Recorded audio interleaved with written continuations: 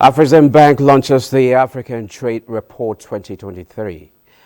Nigeria's fuel consumption drops 28% post-deregulation. Oil takes up on OPEC Plus cuts, traders' eye economic data. Asia market rise as Wall Street snaps 3-day losing streak. The program is Business Express, reaching you from Abuja, Nigeria's capital. I am Musa Abubakar, your guide.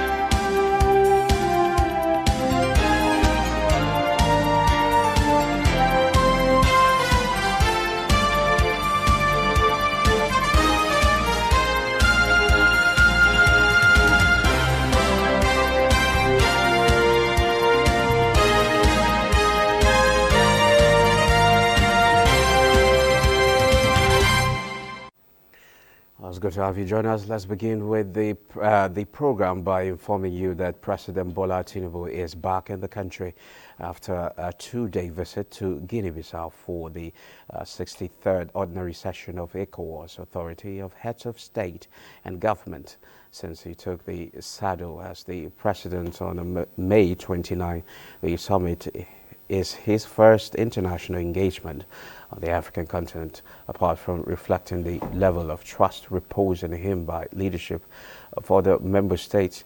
The election of President Bola Tinubu also affirms the status of Nigeria as the biggest economy in Africa, with the enormous responsibility of leading the way for economic prosperity of the region. Before departing Guinea-Bissau, President Bola Tinubu had given a commitment to run an inclusive administration geared towards stamping out terrorism and other forms of insecurity in the ECOWAS sub-region. The 2023 edition of the African Trade Report of the African Export-Import Banks has been launched at the bank's annual meeting and 30th anniversary celebrations in Accra, Ghana.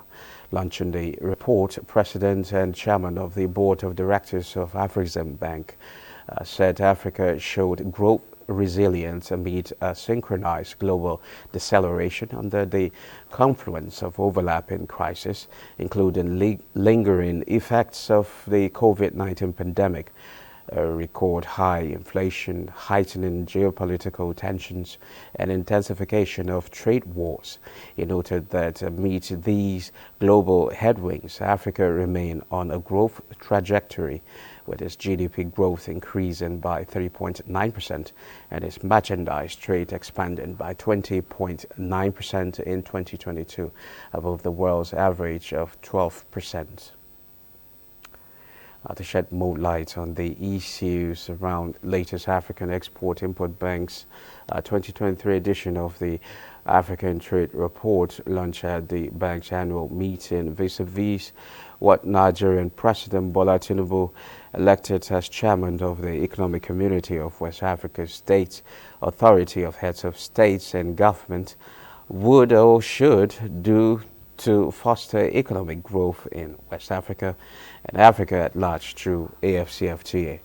Well, I have with me Professor Jonathan Arimo, Professor International Economic Relations and Consultant, ECOWAS Common Investment Market. You're welcome to Business Express. Thank you very much. Well, let's begin with the program or discussion by you telling us what does it actually mean now that Nigeria has taken the mantle of leadership at the ECOWAS last meeting. Thank you, viewers. And I think I have to congratulate Nigeria, but more congratulations go to our president, just about over a month, not only president of Nigeria, but chairman of all the president of ECOWAS member states. I think that's a double honor to him. I don't think that can be hidden anymore. That's a great record, and then so congratulations to him. While congratulating him, I think there are quite a lot of things as a consultant in ECOWAS Common Investment Market, and I think that there are quite a lot of things we have in ECOWAS for him to look at. Number one, which is a priority, is to be able to look at the treaty and look at the phases of the economic integration. Over the years, some of us that have worked over there for quite some time now, we discover that the phases are from free trade area to custom union, from custom union to common market, from common market to economic union.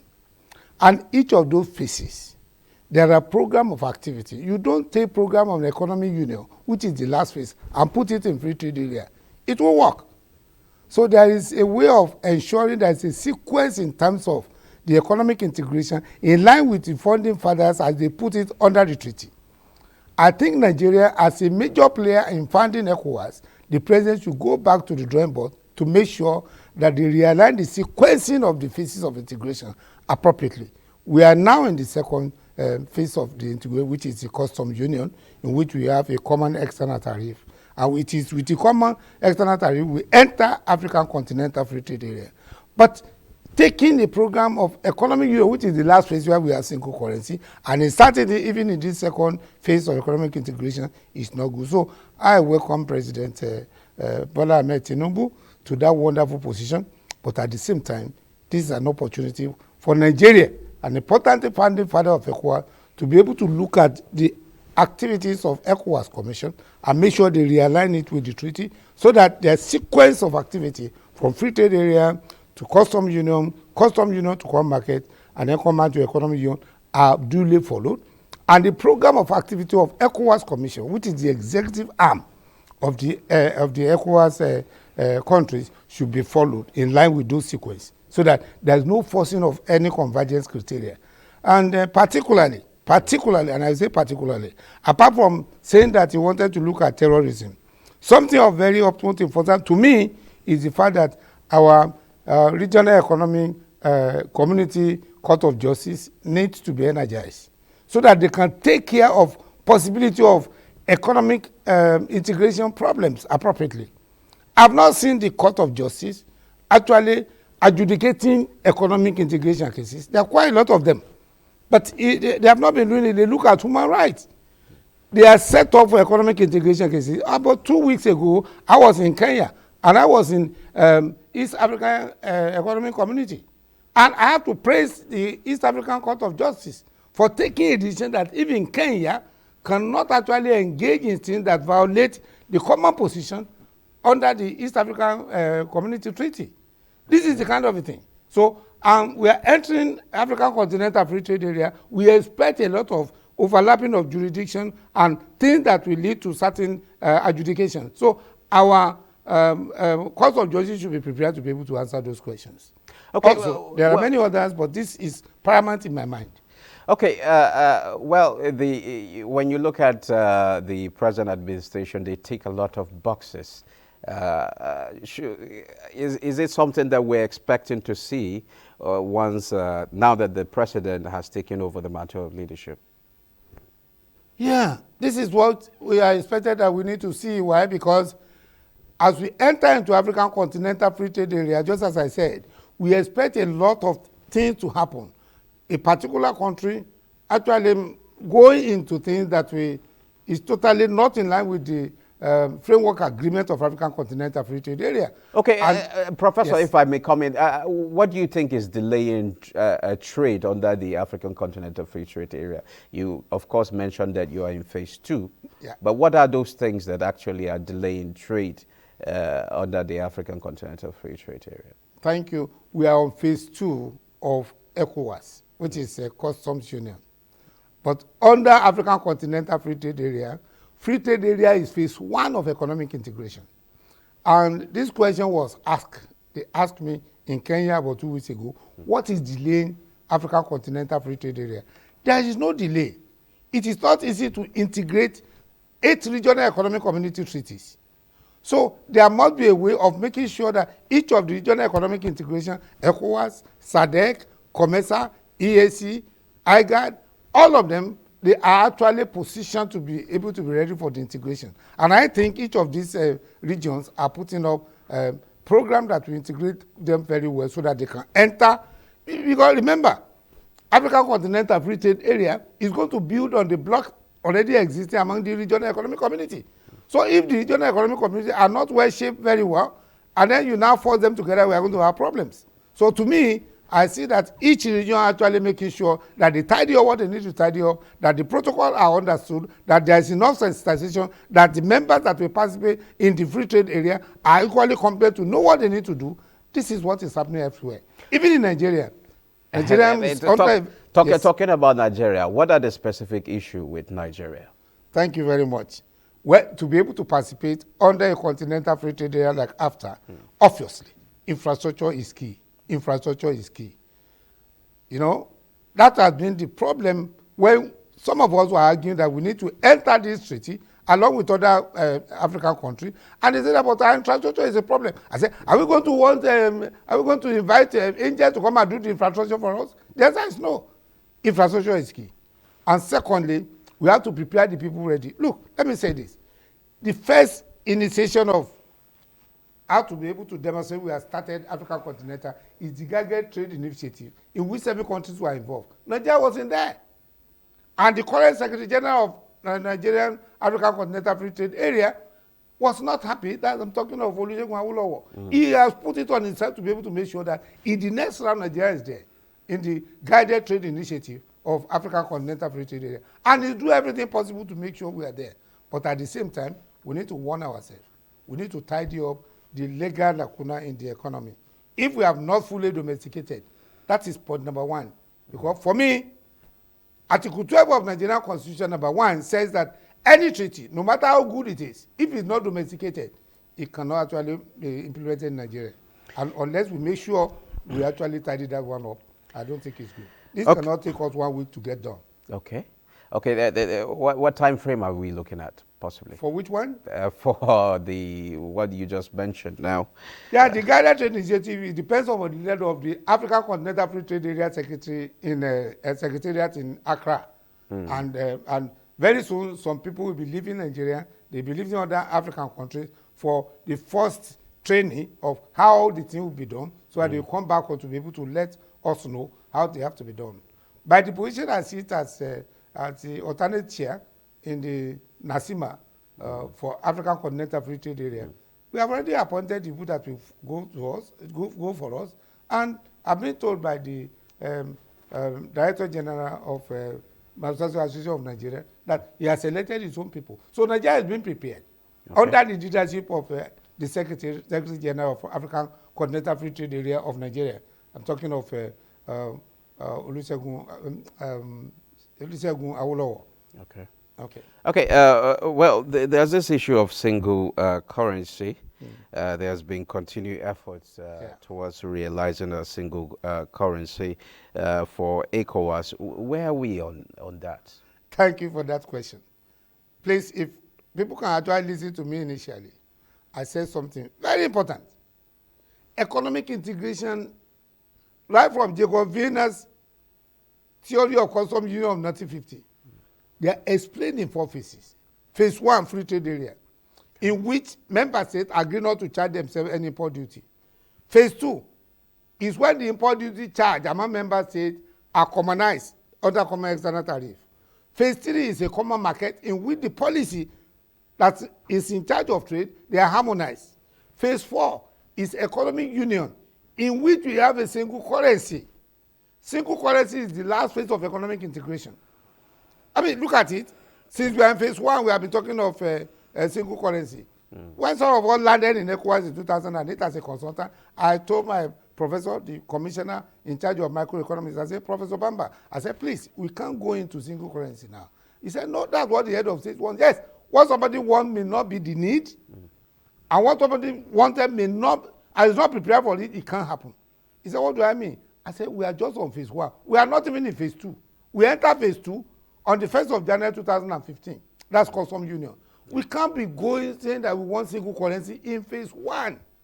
So let us move. What we can do, if we want to actually be trading as if we are on a single currency, we go through ECOWAS payment and settlement system. And last year, there's a supplementary act in which all the head of states in ECOWAS agree that, yes, we are going to go through a payment system. Why? Because the single currency has failed when the president of France came to Cote d'Ivoire and announced that they are going to realign our ECO to their currency, which to us is an insult. Okay. So this whole phases, when do we get to exhaust it and start to enjoy the benefit of my friend, thank you for that African question continental again. free trade? Oh, simple. Look, under ECOWAS payment and settlement system, or with the continental counterpart, the Pan-African payment and settlement system under AFCTA, it's a situation in which I want to buy something now in Ghana. That thing I want to buy in Ghana, once they debit my account in Naira, they will credit the account of the exporter in Ghana in CD. We're talking about PAPs. And I paid. I'm not talking of PAPs. I'm talking of ECOWAS now. Okay. Well, I'm saying Nigeria and Ghana. Okay. Right? So which is the same thing that PAPs is equally embracing. And we started this before PAPs. Okay. In ECOWAS. We started before PAPs. Right now, we already have a supplementary act. This is the law which our head of state actually agreed upon in July last year. PAP have not got to that stage in which there is a continental law or supplementary act to be able to say, yes, PAP, we are going to start that. So, but I think they will need that one, and that is why I commented here the other time. My approach, which I would think AFCTA should take, is to make sure of where the payment system of the different regs are then unified at the top, rather than going to individual economic enterprise. Like they said that an MOU was signed between AFCTA and EcoBank about 3 weeks ago. But are we actually, our traders, are they actually well positioned, enlightened to really take advantage of the payment system you just My mentioned? answer you are saying is totally yes. Okay. Why? They are eager. We have carried on a lot of sensitization. They are eager to see this one happen. You want to buy something in Dakar, my friend, they just debit your account in Naira, and then they pay the Senegalese counterpart in Dakar, pay in a CFA. And then it is paid. You don't need dollar, you don't need pound sterling, you don't need EU currency to trade. And that is just operating like a single currency. But it's not a single currency. We are paying our domestic currency.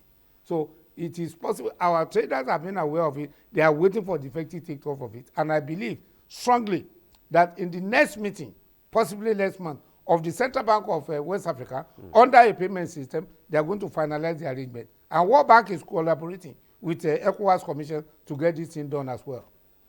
Okay, the Guinea-Bissau meeting touched on obstacles being experienced by traders on the Abidjan-Lagos corridor. What's the way to go? Well, that's another thing that our chairman of the head of state we have to look into. Number one, if a particular country is not actually allowing the free passage of goods in line with the various provisions of the treaty, provisions of the Supplementary Act, then they should allow the ECOWAS Court of Justice to be able to look into it and make sure they address it. You see, the issue of a minister of Nigeria going to minister in Ghana to resolve crisis, that is not provided for under the treaty. What the treaty, actually, the revised treaty talk about is a court of justice to be able to look into it and then let the country that is violating to be able to resolve the problem. But is our court of justice ready? I don't think so, because there are certain required information. There are certain opportunity on decided cases in international law, which our court of justice needs to be aware of so that they can decide properly on some of these issues. So that the issue of trading across border, which is creating problem, can be resolved. If it cannot be resolved among the traders, then somebody can go to the ECOWAS Court of Justice, address it, and then they will say, this is what it should be. And that's how it should be. You talking to me now.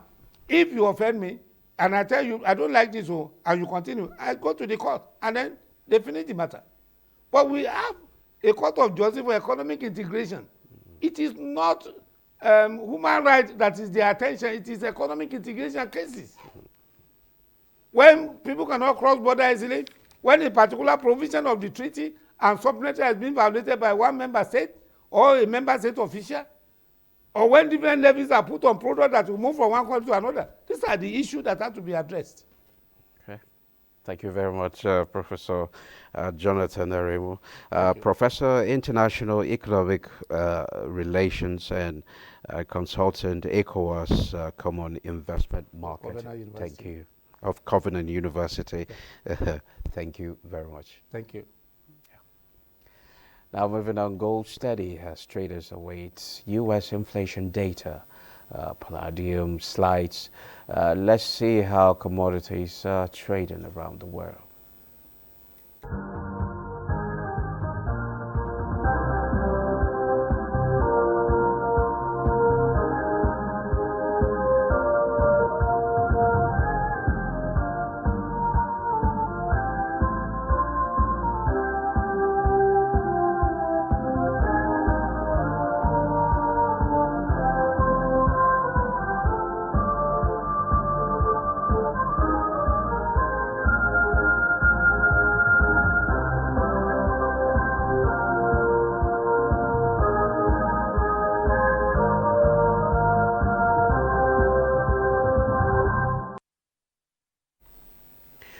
Nigeria is experiencing a momentous change towards its energy evolution path anchored by the decade of gas and the resolve to create a just, affordable and sustainable energy system. Executive Vice President Upstream NNPC Limited, while declaring open the 22nd edition of the Nigeria Oil and Gas Energy Conference, says it is convened to discuss and debate strategies that will increase investment flows into the country, enhance industry operations, and promote international partnerships. In line with this development, the 22nd NOG Energy Week holding in Abuja has changed its narrative to enable a more robust, integrated, and comprehensive conversation. That's a theme, powering Nigeria's sustainable energy for the future. This gathering draws policymakers, regulators, and leaders from private sector to discuss Nigerians' vital energy agenda.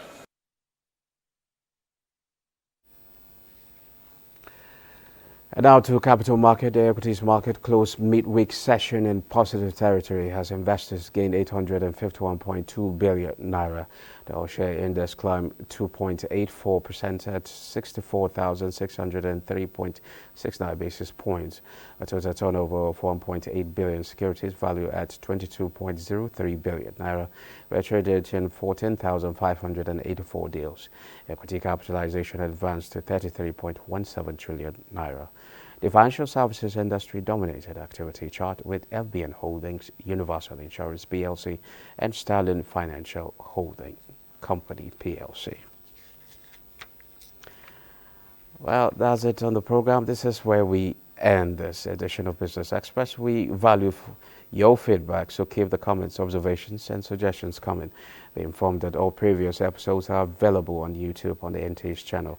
Business Express returns Wednesday at 3 p.m. I'm Musa Abubakar, saying God bless Nigeria.